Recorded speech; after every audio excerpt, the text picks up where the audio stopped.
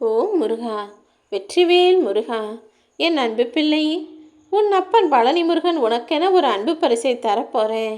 இத்தனை நாளா அப்பா முருகா ஞானபண்டிதா, என்னையும் என் குடும்பத்தையும் காப்பாற்றுங்க, என்னுடைய வேண்டுதல்களை எல்லாம் நிறைவேற்றி எங்களுக்கு நல்லது செஞ்சு கொடுங்கன்னு நீ கேட்டுக்கொண்டே இருந்ததின் பலனாகத்தான் உனக்கான பரிசை அன்போடு தர ஓடி வந்தேன் என் செல்வமே.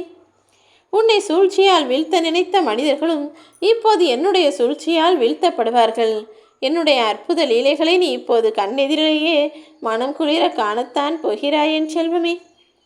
உன் மேலே மற்றவங்க எந்த அளவுக்கு மதிப்பும் மரியாதையும் வச்சிருக்கிறாங்கன்றத நீ உணர்ந்து கொள்வதற்கான நேரம் வந்துடுச்சு. நீ எப்போதும் எதையும் யாரையும் தேடி போகாத. உனக்கு தகுதி இருந்தால் அது தானாக உன்னை தேடி வரும். நீ ஆசை இல்லாமல் செய்யக்கூடிய எந்த செயலும் பாவத்தை உண்டாக்காது.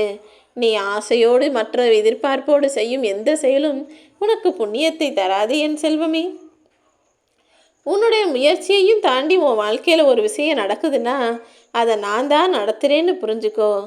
மற்றவங்களை குறை சொல்கிற அளவுக்கு இந்த உலகத்தில் உத்தமர்கள் யாருமே இன்னும் பிறக்கலை. உன்னை பற்றி யார் பெருசாக குறை சொன்னாலும் அதற்கு நீ முக்கியத்துவம் கொடுக்காமல் உன் வாழ்க்கையும் உன் வேலைகளையும் மட்டும் சிந்தனை செய் என் செல்வமே. எப்போதுமே இந்த உலகத்தில் உயர்வான நட்புக்கு மிக மதிப்பும் மரியாதையும் அதிகம்தான். அவர்களிடம் உண்மையான அன்பும் இருக்கும். ஆனால் இப்போது இருக்கக்கூடிய இந்த கலியுக காலத்தில் யாரும் யாருக்கும் உண்மையாகவும் இல்லை, உண்மையான அன்பை தரக்கூடியவர்களாகவும் இருப்பதில்லை. எல்லாருமே தனக்கு வந்தால் வழினும் மற்றவங்களுக்கு ஏதாவது நடந்தால் அதை பெரிய கதை போலும் அல்லவா கேட்டுட்டு இருக்காங்க. விதி என கூறக்கூடிய இந்த உலகத்தில் உன் வாழ்க்கையில் நடக்கும் விஷயங்களையெல்லாம் வெளியே சொல்லிக்கிட்டே இருக்காத. ஏன்னா பல பேர் நீ செஞ்ச தவறுக்கு தான் தண்டனை அனுபவிக்கிறேன்னு உன்னை பற்றிய குறை சொல்லி குற்றம் சுமத்துபவர்களாக இருக்காங்க. நீ நம்பிக்கை வைத்த மனிதர் உனக்கு துரோகம் செஞ்சிட்டாரேன்னு புலம்ப வேணாம். நீ வைத்த நம்பிக்கை தானே உனக்கு துரோகியை அடையாளம் காட்டியதுன்னு புரிந்து கொள்ளேன் செல்வமே. தவறு செஞ்சா ஆமாம் நான் தான் தெரியாமல் செஞ்சிட்டேன்னு ஒத்துக்கோ. கூடிய சீக்கிரம் அதை சரி செஞ்சிடலாம். ஆனால் நான் செஞ்சது தவறே இல்லைன்னு அதை மழுப்பி நழுப்பி சாதிக்கணும்னு பார்த்தீன்னா கடைசி வரைக்கும் சரியாகவே முடியாது என் செல்வமே. நீயோ அல்லது உன் குடும்பத்தில் இருக்க ஒரு உறுப்பினரோ ஒரு உறவினரோ கூட இதைத்தானே செஞ்சுக்கிட்டு இருக்கீங்க. தவறு செஞ்சுட்டா அதை எப்படி இவங்க முன்னால் ஒத்துக்கிறதுன்ற கௌரவ பிரச்சனையே பெரும் பிரச்சனையாகி அதனாலே பல சண்டைகளும் சச்சரவுகளும் நடக்கிறதும் எனக்கு தெரியும்.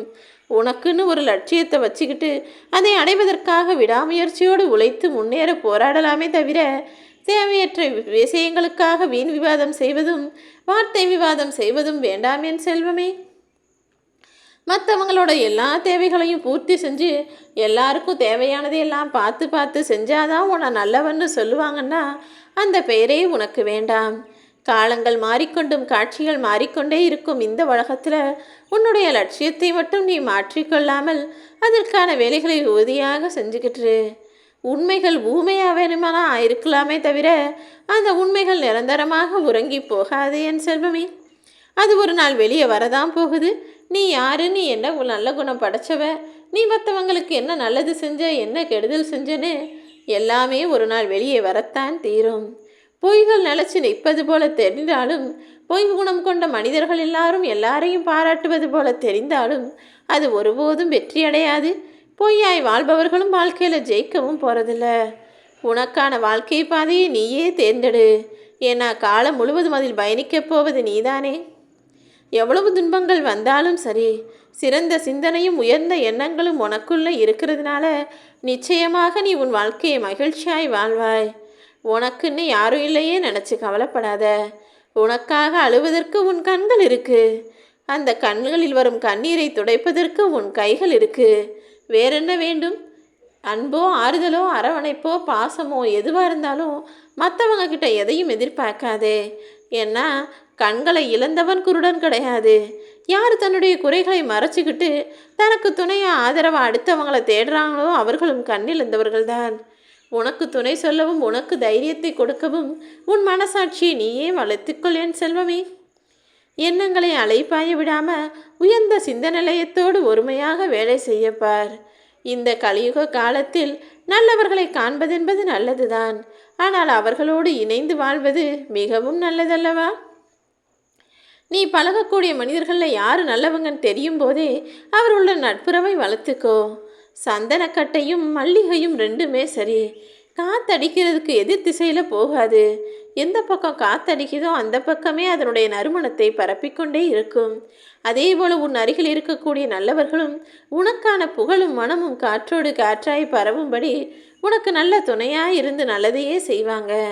நீ ஒருபோதும் யாரை தேடியும் அடைக்கலமாகி விடாதே. உனக்கு நீயே அடைக்கலமாக இரு.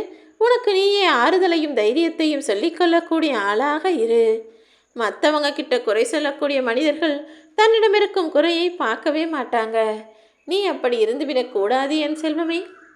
யாரிடமாவது குறை இருக்குன்னு தெரிஞ்சாலும் அதை குத்தி காட்டி சொல்வதை விட்டுட்டு உன்னுடைய வாழ்க்கையில் இருக்கக்கூடிய குறைகளை நிறைகளாய் மாற்றும் வேலைகளை பாரு. செல்வம் புகழ் பதவின்னு எவ்வளவு மேன்மையான விஷயங்கள் இருந்தாலும் மனிதனுக்கு பக்தி பகுத்தறிவு எல்லாமே இருந்துதான் ஆகணும். அப்போதுதானே வாழ்வை ஜெயிக்க முடியும்.